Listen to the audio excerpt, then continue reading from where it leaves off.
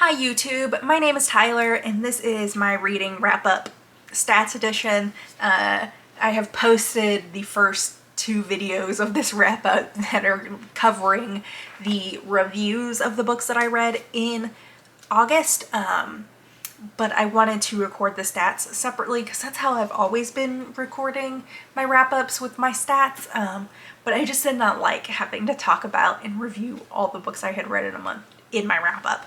So that's kind of why I did it in a weird way. Anyways, let's get to the stats. In August, I read 15 books. 4 of those books were audiobooks, and 10 books came from the library. I DNF'd 3 books. Those were Just Like Mother, Little Eyes, and My Best Friend's Exorcism. I don't know what it is about Grady Hendrix, but I have just felt a aversion to reading his work, and the 2 that I have attempted, I have DNF'd. I do not think me and Grady Hendrix are going to get along. And then my TBR stats were 7 were from my Goodreads TBR, and 2 were physical TBR books that I owned. Those were, what were those? The Feminist and the Sex Offender, which technically was an ebook, but I bought it and I owned it and it was on my physical TBR list. And the other was Good Neighbors by Sarah Langan. And so my Goodreads shelf went from 107 books to 111. I bought some books this month. We'll get to it. And I finally updated all all the Goodreads shelves with the books that I bought from last month too. So part of that is just I needed to update my Goodreads TBR anyways. Part of it is also I have added stuff to the TBR that I've seen on YouTube and Book Talk and things of that nature. The physical TBR went from 20 books to 22. That one's definitely trending in the wrong direction. I definitely need to make an effort of reading my physical books a little bit more. I have been reading them, but I have been reading them much slower, and I think I need to just make an effort of reading the physical books a little bit more. So those are the TBR stats. So I read no 1 or 2 star books this month. However, I did read some 2.5 stars, but I round up. So I read 6 3-star books, 5 4-star books, and 4 5-star books. That gives me a 3.9 star rating for the month, rounded up. That is, again, the highest ranked month so far this year. Yeah, there was some good books that I read this month. It also took me about 8 days to read a book. I think it ended up being 7.8 or something, so I just said 8, which, yeah, a little over a week.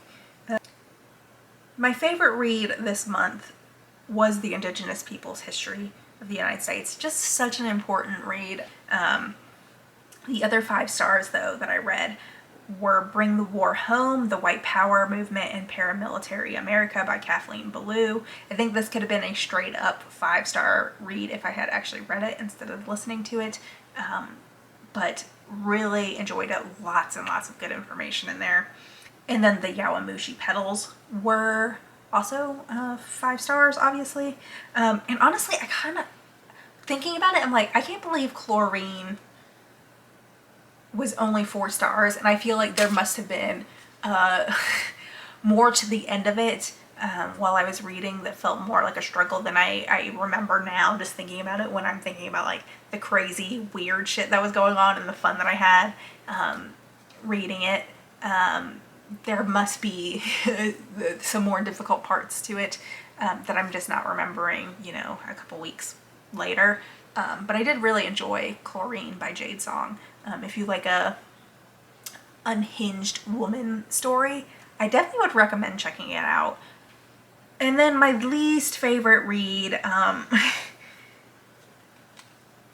there are 3. I don't know how I'm going to decide because they were all 2.5s rounded up. The Feminist and the Sex Offender was just the writing of it was just so wrong for the topic. The tone to it was very off-putting. And then Good Neighbors and Wilder Girls. I also like hated the writing in this. And then Wilder Girls. This one started out so strong. I really enjoyed the first third of it. But as I started getting more answers and like a romance developed, I was not having a good time. And I really did not like the last chapter at all. I did not like the last chapter. Like, honestly, kind of ruined the book for me, and that's how it ended up at a 2.5. So that's that. I did buy some books this month, so I'll show you those books that I bought. I went out of town, so I stopped at Small Friend Records and Books in Richmond. I had talked about this before. I love their selection. I have had great luck at loving the books that I have bought from there also. So fingers crossed for this haul. So I got The Dispossessed by Ursula K. Le Guin. This is actually none of these books were on my TBR. So I've been trying only to buy books like that are on my TBR. I was not successful this time. But I have seen this particular Ursula K. Le Guin book mentioned quite a number of times. And I thought this would just be a good place to start, especially because it's like this kind of 80-ish like paperback. And it was only $3. So like I could not pick it up. Then I got When Women Kill, 4 Crimes Retold. This is a nonfiction, analyzes 4 homicides carried out by Chilean women over the course of the 20th century. Drawing on her training as a lawyer, the author offers a nuanced, close reading of their lives and crimes, foregoing sensationalism in order to dissect how all 4 were both perpetrators of violent acts and victims of another, more insidious kind of violence. Seems very much like the kind of true crime I'm trying to gravitate towards to reading. More complex readings, instead of just like a salacious crime story. So I thought that seemed intriguing.